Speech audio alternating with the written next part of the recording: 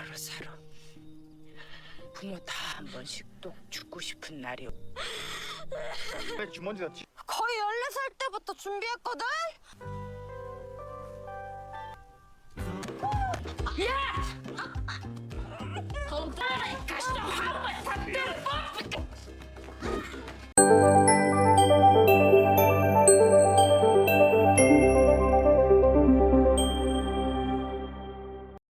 Cerita dimulai di sebuah perkumpulan para wanita lanjut usia yang sedang belajar membuat puisi. Salah satu dari mereka, seorang wanita tua bernama Esun, mengungkapkan bahwa ia tidak menyangka puisi yang ditulisnya adalah ungkapan yang selama ini ingin ia sampaikan kepada ibunya. Adegan kemudian beralih ke masa kecil Esun, ketika ia sedang memanggil-manggil ibunya yang berprofesi sebagai hanyo atau penyelam wanita. Ibunya belum naik ke daratan karena rumput laut sedang tumbuh subur. Para ibu hanyo lainnya menggoda Esun, mengatakan bahwa yang seharusnya Esun khawatirkan bukanlah ibunya, melainkan seorang anak laki-laki di belakangnya, yaitu Guansik, teman kecil Esun yang selalu setia di sisinya. Ibu Esun dikenal memiliki temperamen keras. Rekan-rekan penyelamnya kerap menasihatinya untuk memberikan sebagian hasil tangkapan mereka kepada Nenek Halim, seorang penyelam senior yang dulu mengajarkan mereka. Namun, Ibu Esun menolak dengan alasan ia harus memberi makan suami dan anak-anaknya. Salah satu penyelam, Kyongja, mengkritiknya dan menyindir bahwa suami baru Ibu Esun, yang juga ayah tiri Esun, seharusnya ikut bekerja mencari nafkah. Kesal dengan nasihat itu, Ibu Esun menendang keranjang milik Kyongja. Ketika kembali ke rumah, Esun memaksa ibunya untuk melihat puisi yang ia tulis. Esun adalah anak yang cerdas dan baru saja meraih juara kedua di sekolah. Namun, ibunya menolak dan mengusir Esun agar pulang dan makan di rumah neneknya atau ke rumah keluarga paman Esun sekaligus adik mendiang ayahnya. Esun menangis karena merasa ibunya tidak peduli padanya, padahal ia ingin tinggal dan makan bersama sang ibu. Esun merasa keluarga ayahnya memperlakukannya seperti babu. Dengan hati terluka, ia pergi sambil menangis. Ayah tirinya berkomentar bahwa Esun hanyalah anak kecil yang ingin bersama ibunya, namun ia terhalang karena tinggal bersama mereka. Setelah Esun pergi, Ibu Esun akhirnya membaca puisi putrinya dan menangis terharu. Ia tidak menyangka betapa besar kasih sayang Esun padanya. Ibu Esun segera pergi ke rumah keluarga mendiang suaminya untuk menjemput Esun. Ia memarahi ibu mertuanya dan adik mendiang suaminya karena memperlakukan Esun dengan semena-mena. Bahkan saat Ibu Esun tiba, Esun yang belum makan justru sedang disuruh mencuci piring. Tanpa ragu, Ibu Esun menggandeng tangan putrinya dan menendang tumpukan piring kotor. Esun merasa sangat bahagia karena akhirnya ibunya memahami isi puisinya. Dalam puisi tersebut, Esun menulis tentang keinginannya memberikan ibunya uang 100 won agar ibunya bisa beristirahat sehari saja dari mencari kerang-kerang di laut. Ibunya berharap Esun cepat dewasa agar bisa mewujudkan impian itu. Hari-hari berlalu. Suatu hari, Esun pulang dari sekolah sambil menangis. Di kelas, ia sebenarnya menang telak dalam pemilihan ketua kelas, tetapi wali kelasnya malah menunjuk anak seorang perwira kaya untuk menjadi ketua, sementara Esun hanya dijadikan wakil.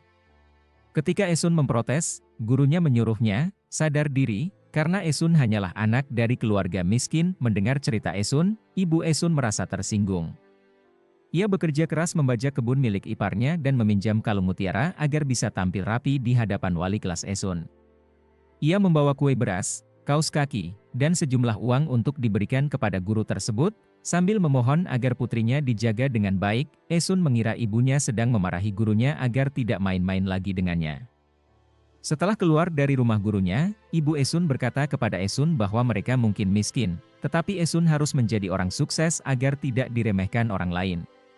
Esun pun berjanji, ketika dewasa nanti, ia akan membelikan ibunya kalung mutiara agar tidak perlu meminjam lagi. Namun, seiring bergantinya musim, Ibu Esun jatuh sakit karena terlalu sering menyelam. Seorang dukun berkata bahwa hidup Ibu Esun tidak lama lagi. Mendengar itu, Esun menangis dan memprotes kepada laut, bertanya mengapa ibunya yang harus menderita, padahal ibunya telah bekerja keras mencari nafkah dari laut. Saat Esun sedang menangis, Guansik datang dan membawakan makanan untuknya. Guansik tahu, setiap kali Esun selesai menangis, ia pasti kelaparan. Guansik tetap berada di samping Esun, satu-satunya teman yang selalu ada untuknya. Ibu Esun akhirnya pasrah menerima nasibnya. Malam itu, ia menghabiskan waktu bersama Esun sambil makan kerang. Dalam kebersamaan tersebut, ia memberi nasihat kepada putrinya bahwa jika suatu hari ia meninggal, Esun harus pergi dari tempat itu. Menurutnya, hidup Esun di sana hanya akan membawa penderitaan, sama seperti yang ia alami. Ia juga meminta Esun untuk tinggal di rumah pamannya dan membiarkan pamannya menikahkannya suatu hari nanti. Ibu Esun mengungkapkan kekhawatirannya karena ia tidak ingin Esun menikah tanpa sosok seorang ayah di sampingnya. Mendengar perkataan itu, Esun menangis di hadapan ibunya dan menolak berjanji apapun. Ibunya lalu memeluknya dengan penuh kasih sayang dan menidurkannya. Malam itu ternyata menjadi malam terakhir mereka bersama, karena keesokan harinya Ibu Esun meninggal dunia di usia yang masih muda, 29 tahun, meninggalkan 3 orang anak yang masih kecil. Setelah kepergian ibunya, Esun merasa bingung memikirkan apa yang harus dilakukan. Ayah tirinya tampak tidak mampu berbuat banyak, sehingga Esun terpaksa mengambil alih tanggung jawab mengasuh kedua adiknya. Dalam situasi sulit itu, ia dibantu oleh Guansik, teman masa kecilnya, yang selalu setia menemaninya. Bersama-sama, mereka membuka ladang kubis untuk dijual demi memenuhi kebutuhan hidup. Uang hasil penjualan kubis itu dipercayakan Esun kepada ayah tirinya. Esun sebenarnya ingin melanjutkan sekolah, namun keinginannya selalu tertunda karena ayah tirinya terus memintanya untuk menunggu. Meski begitu, Esun sudah tidak ingin menunda lagi. Ia merasa usianya cukup dewasa dan sudah waktunya memikirkan masa depan, termasuk rencana masuk perguruan tinggi. Ayah tirinya akhirnya berjanji dengan sungguh-sungguh. Ia berjanji atas nama Ibu Esun dan kedua adiknya bahwa ia akan segera membiayai kuliah Esun. Setelah mendengar janji itu, Esun kembali berfokus mencari nafkah. Ia tetap berjualan kubis di pasar, seperti biasanya, bersama Guansik yang selalu membantunya. Guansiklah yang melakukan sebagian besar pekerjaan, sementara Esun hanya duduk di depan dagangannya. Melihat hal itu, ibu-ibu hanya mulai bergosip bahwa Guansik akan terus melayani Esun seumur hidup jika sampai menikah dengannya. Namun, Esun tidak pernah meminta Guansik untuk membantunya, dan Guansik sendiri tidak pernah keberatan. Ia menganggap apa yang dilakukannya adalah wujud kepedulian terhadap Esun. Suatu hari, nenek Guansik datang ke pasar dan langsung menghambur-hamburkan semua kubis yang Esun jual. Dengan penuh amarah, ia menyatakan bahwa ia tidak suka cucunya selalu berada di dekat Esun. Menurutnya, arwah ibu Esun yang ia anggap sial masih bergentayangan di sekitar Esun dan membawa nasib buruk. Ia juga memperingatkan bahwa nasib buruk seorang ibu bisa menurun kepada anak perempuannya. Dengan nada keras, nenek Guansik menyatakan bahwa ia tidak akan pernah menyukai Esun, lalu pergi meninggalkan tempat itu dengan penuh kemarahan. Setelah berlari, Guansik mencari Esun di pinggiran pasar. Meskipun baru saja Esun mengatakan bahwa ia tidak akan pernah menyukai Guansik, pemuda itu tetap menunjukkan perhatian kepadanya.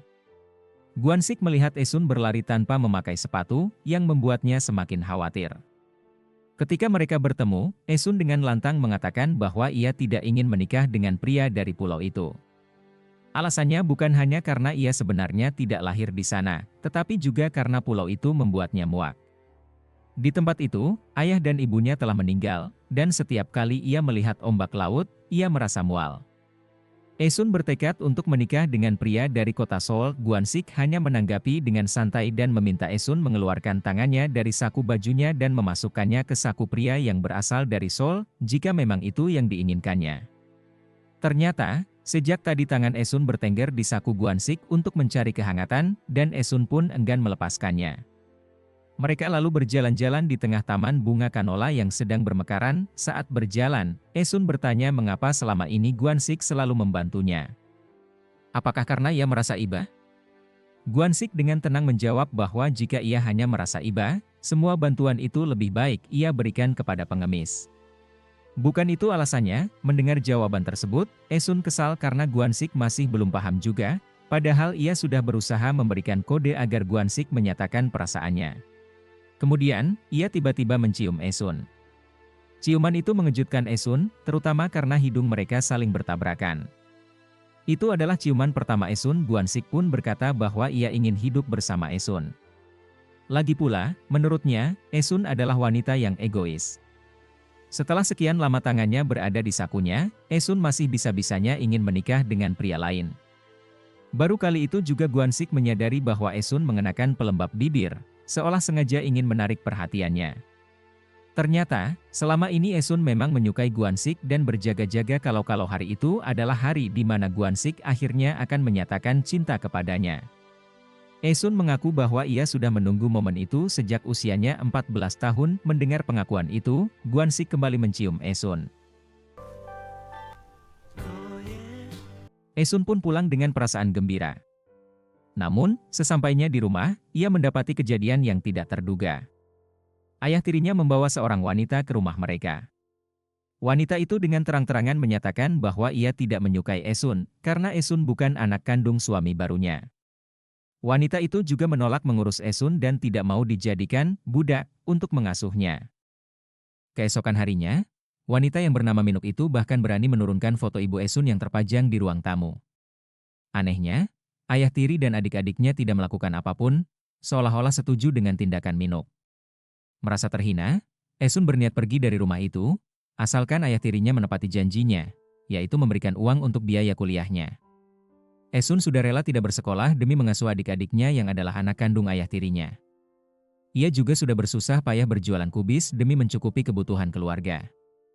Wajar jika ia meminta haknya, namun, janji ayah tirinya hanyalah kebohongan. Ia mengaku tidak memiliki uang, dan Minuk pun melarangnya memberikan uang sepeser pun kepada Esun, apalagi saat ini ia sedang hamil. Jelas sudah bahwa ayah tirinya hanya menipu Esun selama ini. Merasa tidak ada pilihan, Esun pergi ke rumah pamannya, berharap pamannya mau membantunya melanjutkan kuliah. Tapi harapannya pupus. Bukannya membantu, pamannya malah menawarkannya bekerja di kota sebagai buruh. Satu-satunya bantuan yang ia tawarkan hanyalah pekerjaan itu. Parahnya lagi, pamannya meminta Esun mengirimkan separuh gajinya untuk membantu membayar utang keluarga, yang katanya juga merupakan tanggung jawab Esun. Mendengar permintaan itu, Esun merasa sudah cukup. Ia tidak mau lagi ditipu. Kali ini, ia akan melakukan segala sesuatunya sesuai dengan keinginannya sendiri. Ia tidak akan lagi mengasuh adik-adiknya, dan ia juga tidak akan membayar utang keluarganya.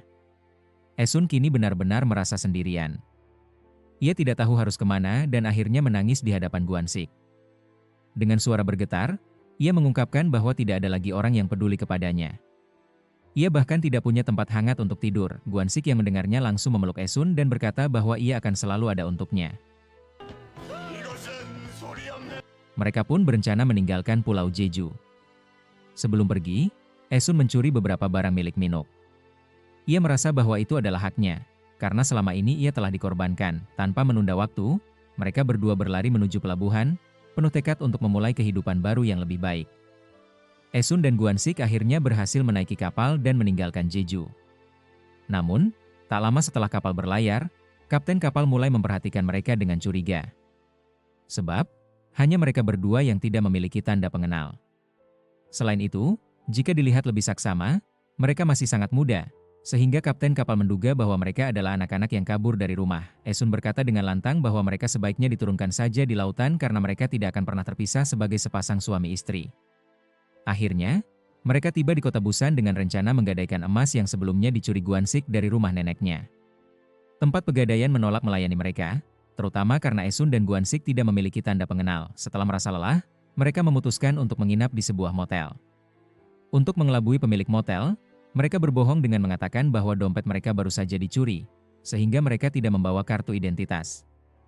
Esun dan Guansik meyakinkan pemilik motel bahwa mereka adalah suami istri yang baru menikah.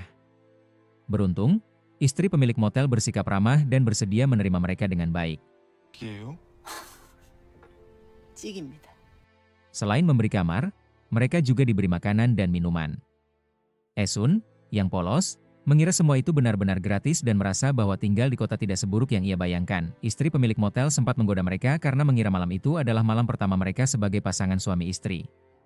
Wanita itu bahkan memberi semangat pada Guansik dengan candaan agar ia berusaha sebaik mungkin. Keesokan harinya, ketika Guansik kembali dari kamar mandi, ia menyadari bahwa tas-tas mereka telah hilang. Mereka pun segera memprotes pemilik motel, tetapi pasangan pemilik itu bersikeras bahwa Esun dan Guansik memang datang tanpa membawa tas apapun, sehingga mereka hanya merasa iba dan membantu mereka. Esun menangis karena di dalam tas tersebut ada foto ibunya yang sangat berharga.